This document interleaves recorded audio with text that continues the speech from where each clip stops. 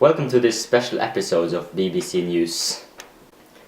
Since this is a special episode of BBC News, we will start the episode with a summary of the history of England.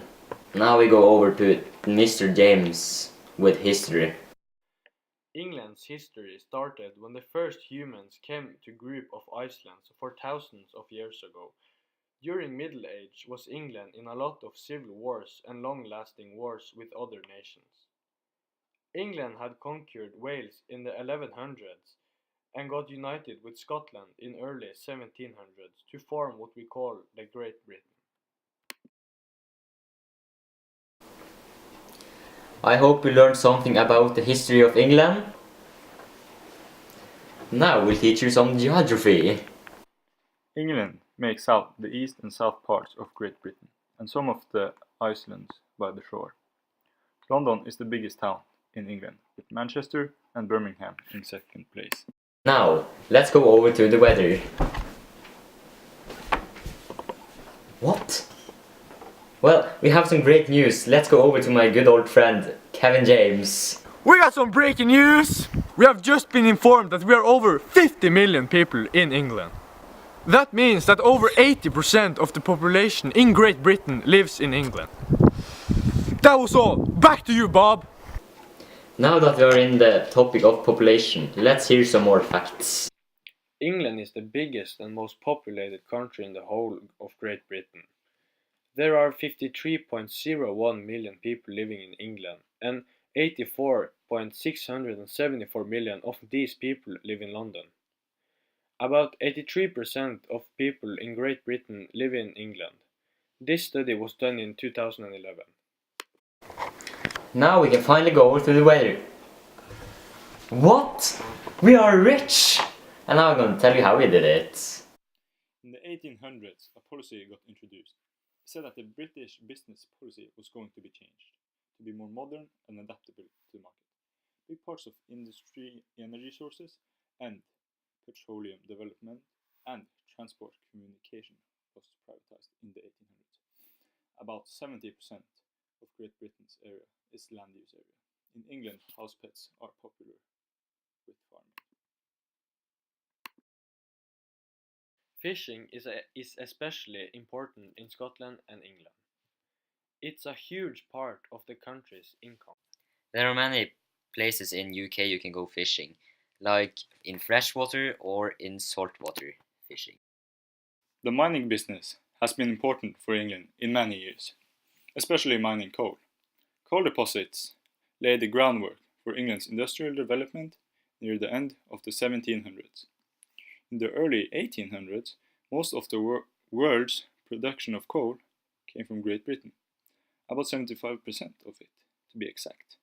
After the Second World War, the coal production in Great Britain died down mostly because of the new energy sources discovered around that time. Now that we have money, we can further our school education program. Now, let's look at our current school education program. Education in England is mandatory for every child between the age of 5 and 16 years.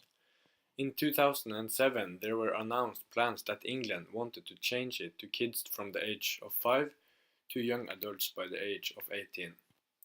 Most people in England get their education in a normal public school that is funded by the state, even though it's possible to go to private school. Primary school in England covers the 7 first years of education, 8 if you count preschool, and secondary school cover the years from 8 to 12.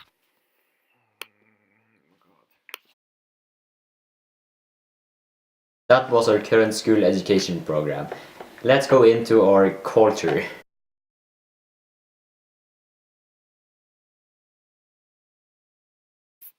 In England, it's very normal to go to pubs. And it's also very normal to enjoy beers while you're at the pub. In England, it's very popular to eat fish and chips.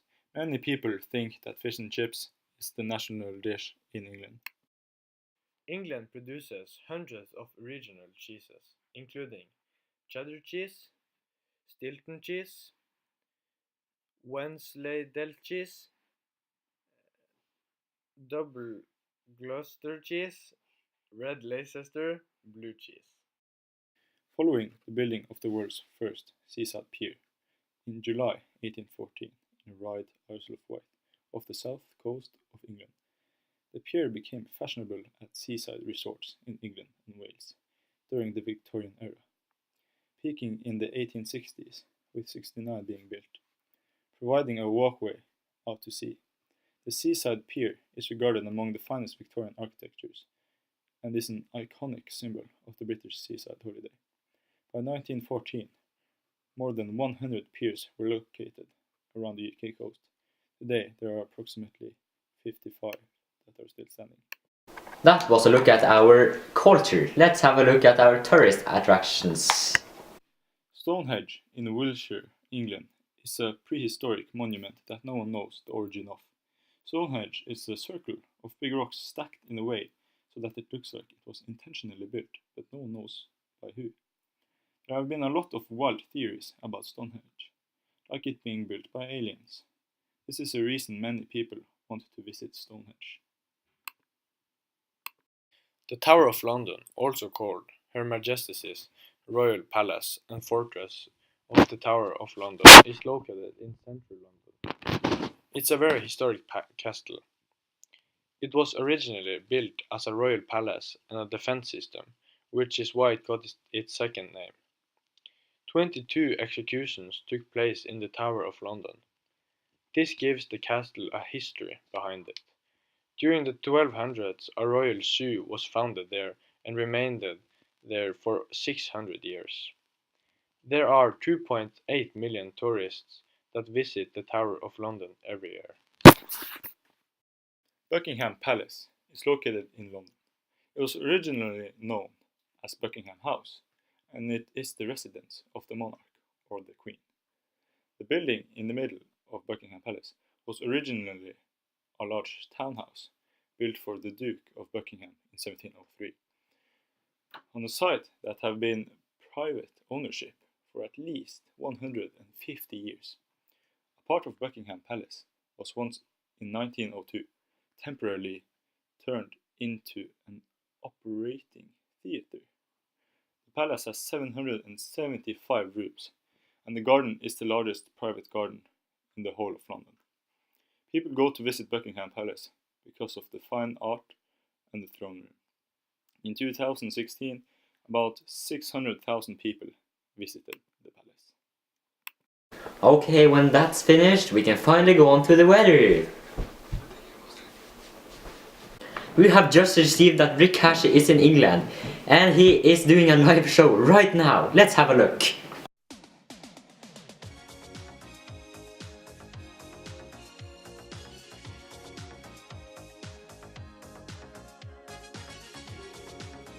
Richard Ball, better known as Rick Astley.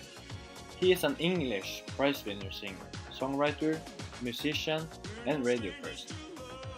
He is most familiar for his hit Never Gonna Give You Up, that topped the leaderboard in 25 countries. Astley has the record for being the only manly solo artist that has gotten his 8 singles up on the top 10 of Great Britain. Alright, beautiful! Now we can finally go on to the weather. Here is the weather. Thanks, Bob. The weather today is actually pretty nice. It's a little cold in the wind and a little snowy, but except that, it's pretty nice. It just started to snow. Thank you for watching this BBC special show. I quit. Goodbye.